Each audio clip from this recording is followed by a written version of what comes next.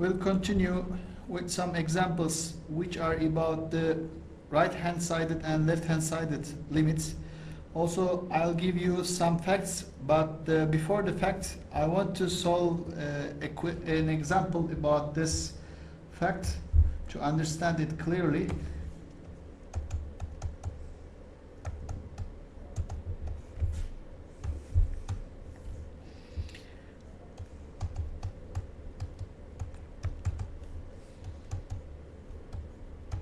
Following limit.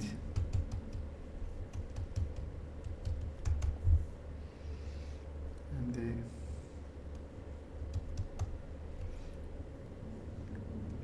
limit y approaches to minus 2 g of y, and where g of y is a piecewise function, it equals to y squared plus 5 if y is less than minus 2 and the 3 minus 3 times y if y is larger than or equal to minus 2. Okay.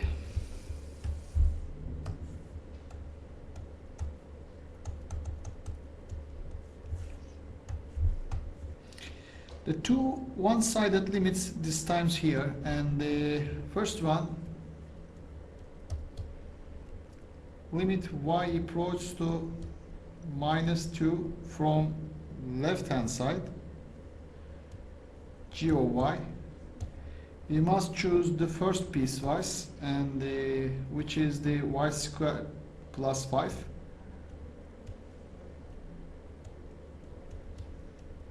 Minus 2 from left hand side, and the y square plus 5, and since y approaches to minus 2 from left hand side implies y is less than minus 2, so it will be plus 9. And then limit y approaches to minus 2 from right hand side, okay, and the g of y, it equals to limit y approaches to minus 2 from right hand side. That means the second part, of course, 3 minus 3y, and it equals to, since, let me write it again, y approaches to minus 2 from right hand side implies y is larger than or equal to minus 2, so it equals to 9.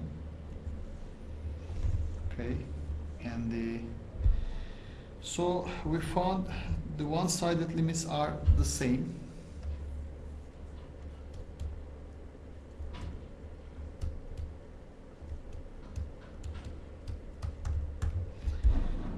So we get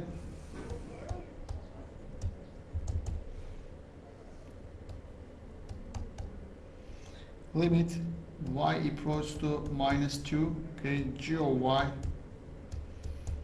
equals to 9. And there is one more limit that we need to do, and however we will need a new fact about limits that will help us to do this, and let me write this fact.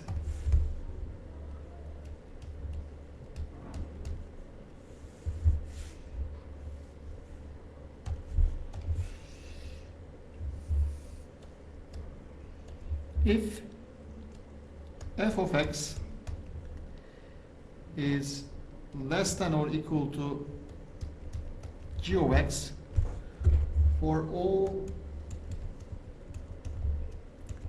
x on a comma b closed interval except possibly at x equals c, and a is less than or equal to c is less than or equal to b, then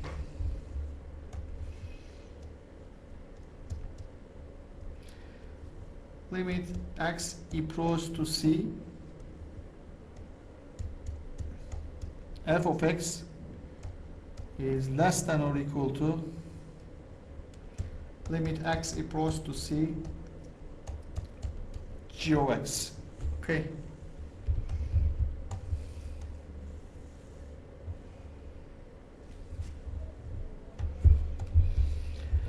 And note that this fact should make some sense to you if we assume that both functions are nice enough.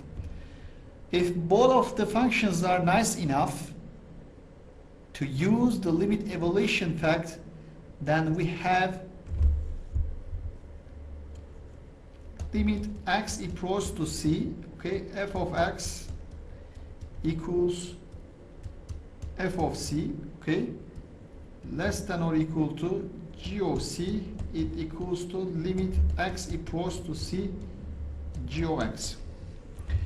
The inequality is true because we know that c is somewhere between a and b, and in that range we also know f of x is less than or equal to g of x. So note that we don't really need the two functions to be nice enough for the fact to be true, but it does provide a nice way to give a quick justification for the fact, okay?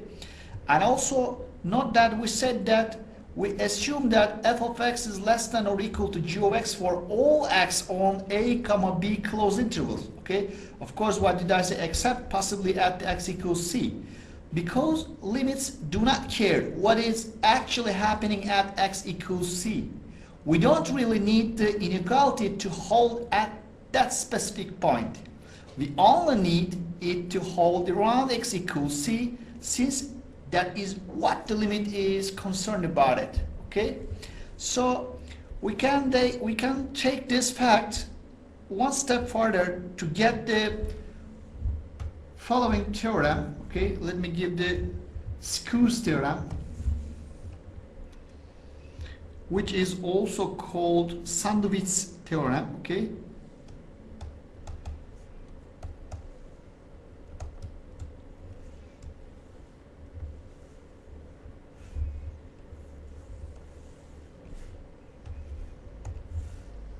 Suppose that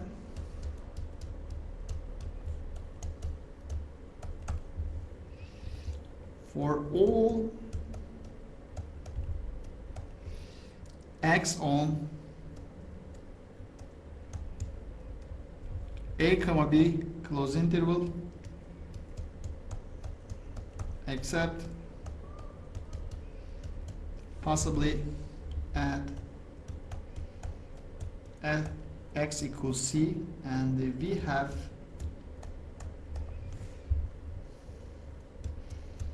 f of x is less than or equal to, okay,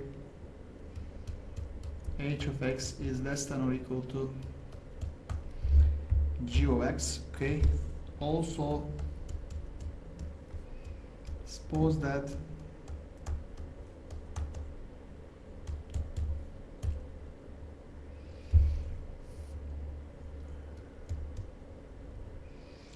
limit x equals to c, f of x equals to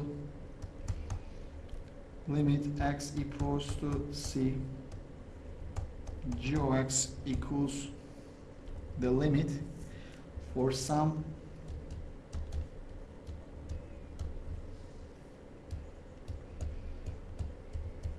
c values, then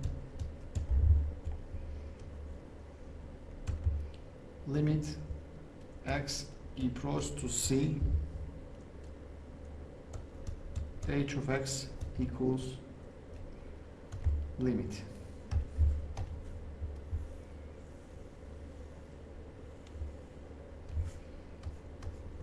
Okay.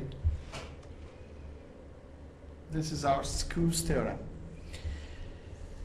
And what can I say for this theorem? As with the previous facts, we only need to know that f of x is less than or equal to h of x is less than or equal to g of x is true around x equals c value. Because we are working with limits and they are only concerned with what is going on around x equals c, okay? And not what is actually happening at x equals c. This is important. Now, if we again assume that all three functions are nice enough, again, this is not required to make the Skew's theorem true. It only helps with the visualization, okay? Then we can get a quick sketch of what the Skew's theorem telling us. Let me sketch it, okay?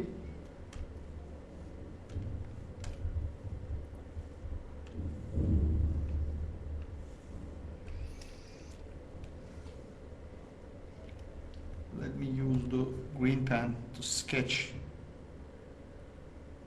g of x.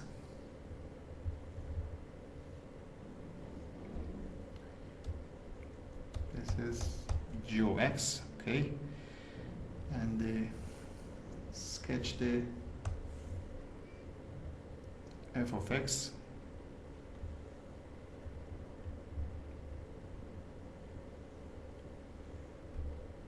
This is f of x, okay? And let me sketch the h of x by the red pen.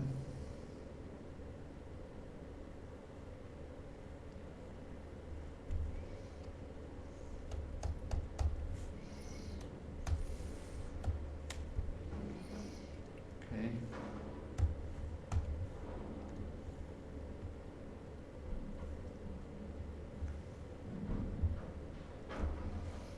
Okay, for this point is C point and then this point is L point, okay? And this figure illustrates what is happening in the sandwich theorem or Skew's theorem. From the figure, as you see, we can see that if the limits of f of x and g of x are equal at x equals to c, okay, as you see. And then the function values must also be equals at x equals c, as you see. And however, h of x is skewed, okay, as you see.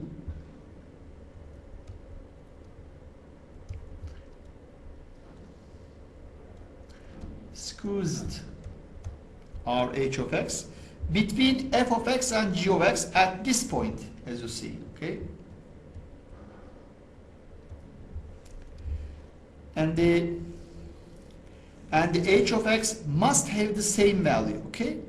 And the Skew's theorem is also known as the what did I say? It's the sandwich theorem.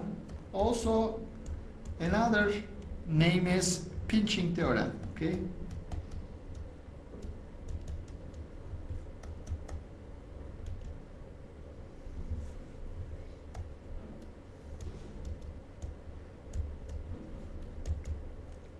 All of them are same theorem. And now, so how do we use this theorem to help us with the limits? Okay, let's give me some example, and I'll give you some example about this sandwich theorem. Okay, and the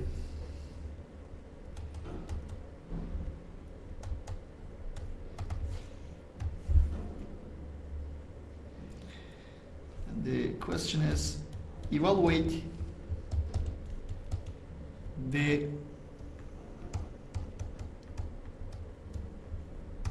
following limit,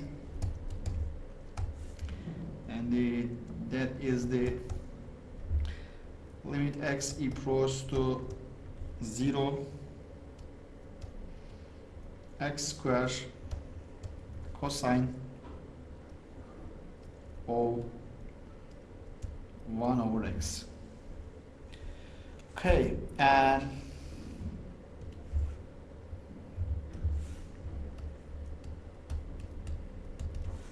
solution. Listen me carefully. In this example, none of the previous examples can help us, okay? And there is no factoring or simplifying to do. And we can't rationalize, and one-sided limits won't work. So there is even a question as to whether this limit will exist since we have division by 0 inside the cosine at x equals 0, of course. And the first thing to notice is that we know the following fact about cosine, and which was it? Of course, it was larger than or equal to -1, which is cosine function, and less than or equal to +1. Okay, this is the important fact about the cosine function. And our function doesn't have just an x in the cosine, but as long as we avoid x equals 0. We can say the same thing for our cosine function also, which is cosine 1 over x, okay, +1. So it's okay for us to ignore x equals 0 here, because we are taking a limit, and we know that limits don't care about what's actually going on at this point, okay, in this question, x equals to 0 in this case, okay?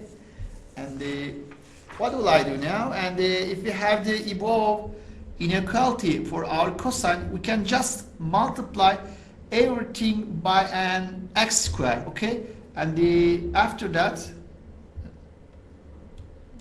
multiply by x square, and after that you will obtain minus x square is less than or equal to x square cosine of 1 over x less than or equal to x square, right? Now, as you see, in other words, we have managed to squeeze the function that we were interested in between two other functions that are very easy to deal with. So the limits of the two other functions can be found easily. Or another saying from the theorem, okay, this is your f of x, okay, this is your g of x, and you can assume that this is your h of x, which is our function, okay? And so from that, okay, limit x equals to 0, okay, and the x square, it equals to 0, and the limit x equals to 0 outer functions, which is the minus x square, okay, it equals to 0. From the theorem, we can say, okay, limit x equals to, from the theorem, x equals to 0, okay, x square times cosine 1 over x equals to 0. Okay, this is the solution of our limit. Okay, and let me sketch this function.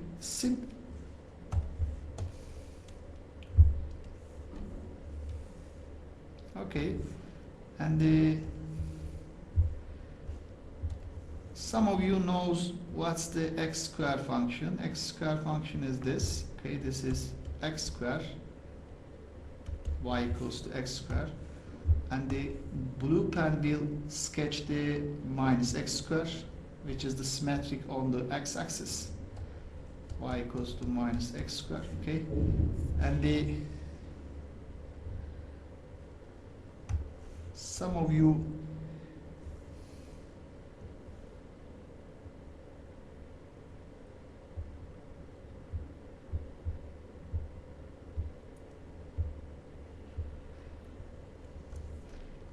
this is x square cosine 1 over x function, okay? And as you see at this point, which is at the 0 point, limit is 0. Okay. Now, I want to continue with the infinite limits, okay?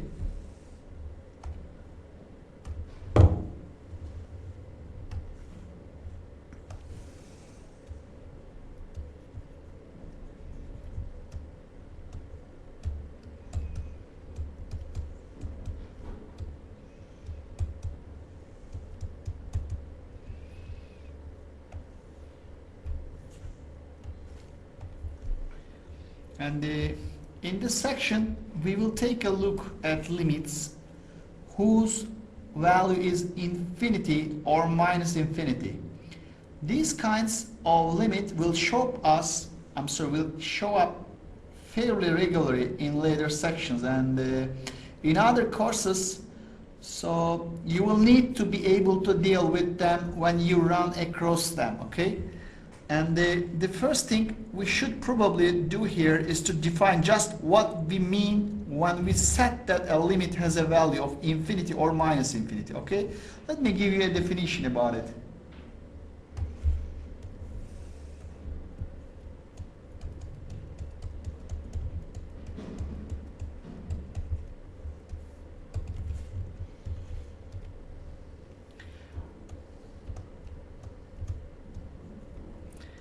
We say, okay, limit x approaches to a, okay,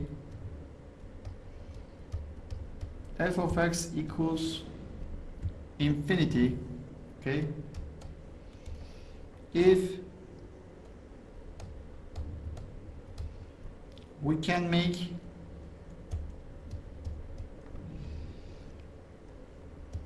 f of x arbitrarily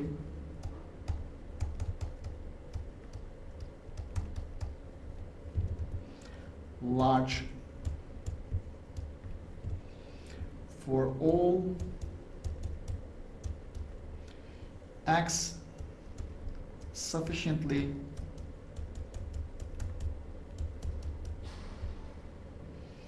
close to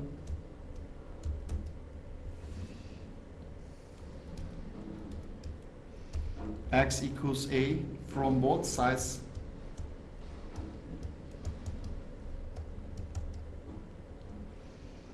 without actually letting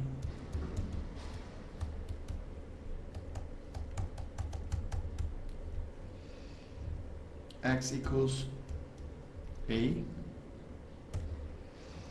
and we say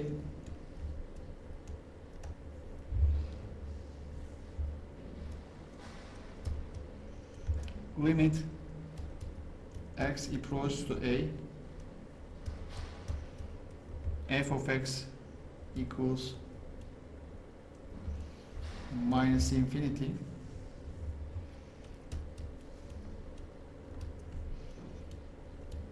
if we can make f of x arbitrarily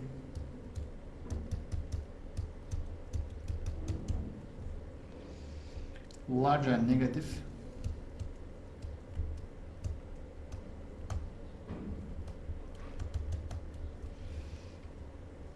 for all x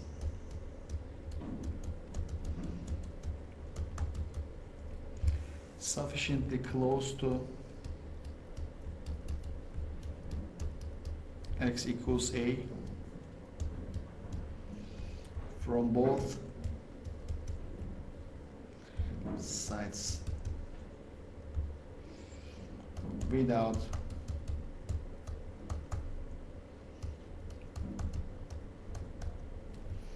actually letting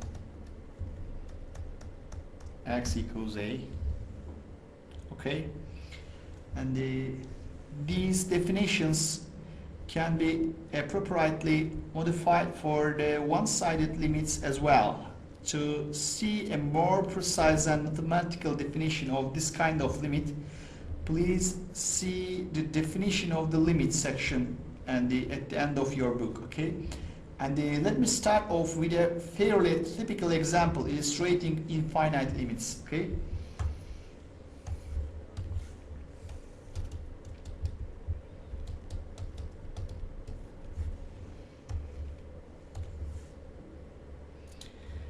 And evaluate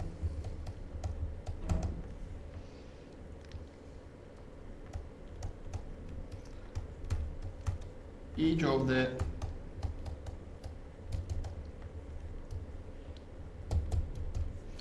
following limits. And the first one, limit x equals to 0 from right hand side 1 over x, and the limit x equals to 0 from left hand side 1 over x, and the limit x equals to 0 1 over x. Okay, and listen me carefully. So now I'm going to be taking a look at a couple of one-sided limits as well as the normal limit here, okay? And in all three cases, notice that we just, I can't just plug in x equals 0, okay? If we did, we would get division by 0, okay? And also, recall that the definitions above can be easily modified to give similar definitions for the two one-sided limits, which I'll be needing here, okay? So now there are several ways we could proceed it, and some ways I could proceed here to get values for these limits, okay? One way is to plug in some points and see what value the function is approaching. That means the table, okay? Table method, which I gave you before.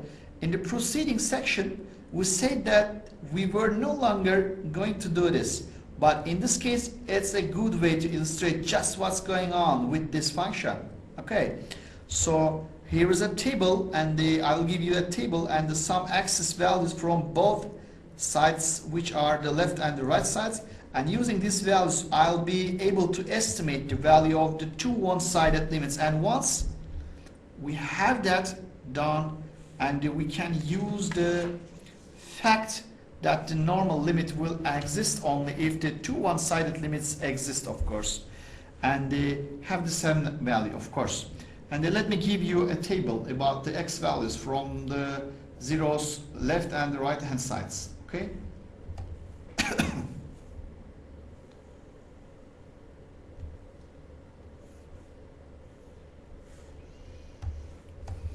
And the x and the functions, which is 1 over x, and when you get the minus 0.1, and it will be minus 10, and when you take the minus 0.01, it will be minus 100, minus 0.001, it will be minus 1000, 0.0001, and it will be minus 10,000. It goes like that, and the same value will be for the positive side of the x equals 0.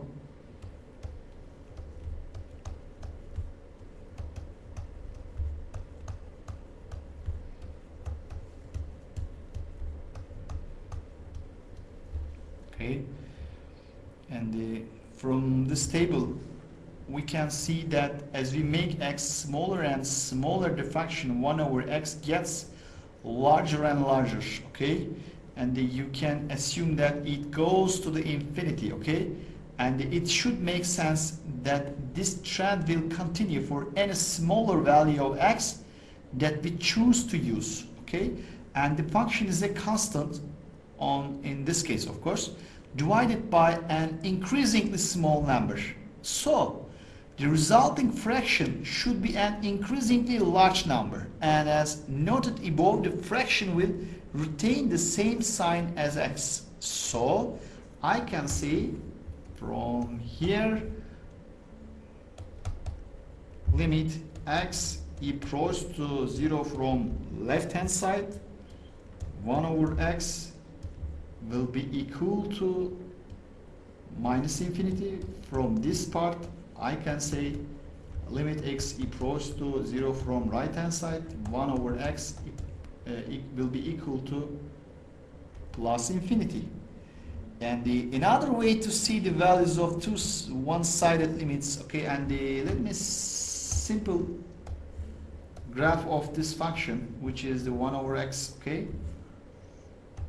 And let me give you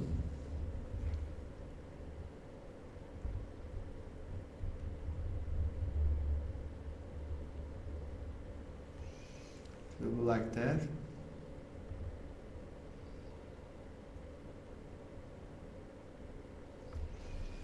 Okay, and as you see, when you approach 0 from the left hand side, your value will goes to the minus infinity, and when you approach 0 from the right hand side, as you see, your value goes to the plus infinity. Okay, so now the last portion of the question, what was it? It was the what's the limit x approach to 0, 1 over x, okay? It doesn't exist because of the result of the theorem, because right-hand sided and the left-handed side limits are not equal. Okay?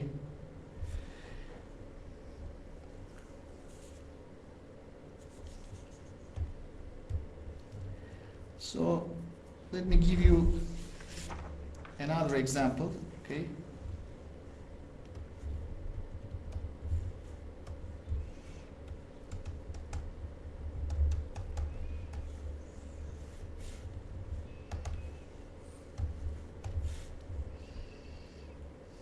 Evaluate each of the following limits, which are the limit x approaches to 0 from right hand side 6 over x square, and the limit x approaches to 0 from left hand side 6 over x square, and the limit x approaches to 0 6 over x square. Okay, and as with the previous example, let's start off by looking at two one-sided limits, of course, and when you look at the right hand limit first, and as not above, let's see if we can figure out what each limit will be doing without actually plugging in any values of x. Okay, and let me sketch it and see the result. Okay, and